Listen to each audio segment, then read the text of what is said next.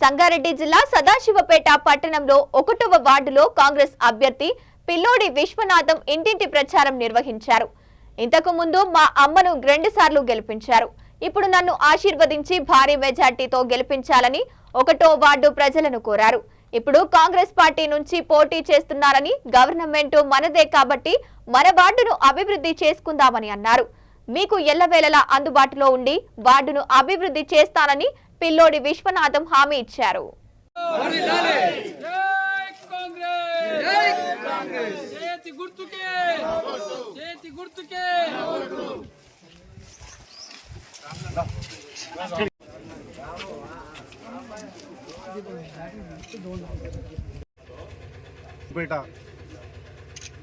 పట్టణ ఓటర్ మహాశయులకు మరి పెద్దలందరికీ నా యొక్క మనవి చేసుకునేది ఏంటంటే, మీరు ఓటేసేటప్పుడు ఒకటే గమనించాలి.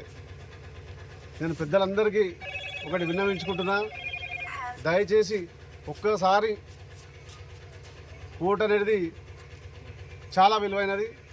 ఎందుకంటే ఒక్కసారి తప్పు చేసి 5 సంవత్సరాలు అనుభవించవలసి వస్తుంది. కాబట్టి గతంలో ఈ యొక్క వార్డుకు మా అమ్మ పిల్లోడి చేయమను మీరు ఆశీర్వదించి గెలిపించినందుకు ఇప్పుడు మీరు కావాల్సిన చూసుకోవచ్చు. సీసీ రోడ్లు కానీ, బోర్లు కానీ, డ్రైనేజ్ కానీ, లైటింగ్ కానీ, ఇలా ఒక పని కూడా లేదు. కాబట్టి అభివృద్ధికే ఓటేయమని చెప్తున్నాం.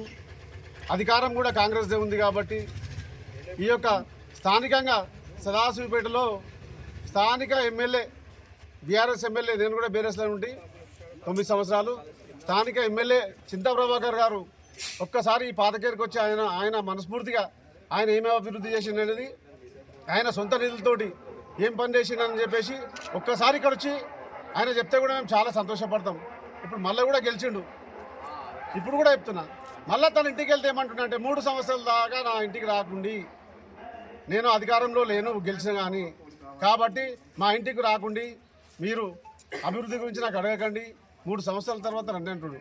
మేము ఆ రోజు ఆయన వెనకాల ఉండి ఆయనను గెలిపించినాం. ఈరోజు మమ్మల్ని అయినా బయటికి వెళ్ళేసిండు. ఎందుకంటే మేము ఇక్కడ సదాశివపేటలో గల్లీలలో మాటిచ్చినాం ఏమని, మా ప్రభాకర్ నన్ను గెలిపిస్తే ఎమ్మెల్యేగా చేస్తే మీ పనులు చేస్తామని.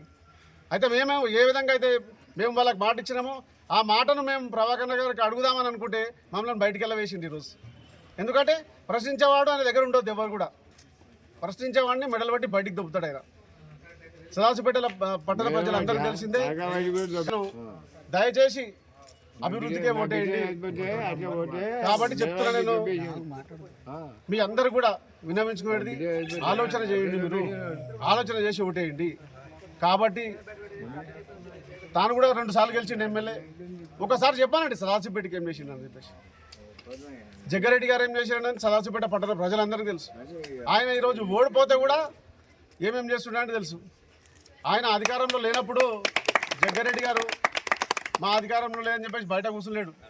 ప్రజలలోకి వచ్చి ప్రజలతో మమేకమై పనిచేసాడు. ఈరోజు కల్లబల్లి మాటలు చెప్తున్నా మా చింతా ప్రభాకర్ అన్న గారికి ఒకటే చెప్తున్నా, నువ్వు దయచేసి అభివృద్ధి ఏం చేసావో నీ మనసుకు తెలుసు, మీ మనసాక్షికి తెలుసు. కాబట్టి వద్దు ఇప్పటివరకు చెప్పిన అబద్ధాలు సాలిగా. ఎందుకంటే నీ రాజకీయ వీడికే క్లోజ్ అయితే నీకు కూడా తెలుసు. దయచేసి చెప్తున్నా, మీరు కల్లబల్లి మాటలు చెప్పి ప్రజలను మోసం చేయకుండా, నన్ను మోసం చేసినట్టు ప్రజలను మోసం చేయకుండా వాళ్ళు ఉసురు ముడుతుంది అని చెప్తున్నా. నేను అంటున్నాను ఏంటంటే, నేనంటే నేను అడ్జస్ట్ చేసుకోగలుగుతా, కానీ ప్రజలను మోసం చేయకమని చెప్పేసి మళ్ళొకసారి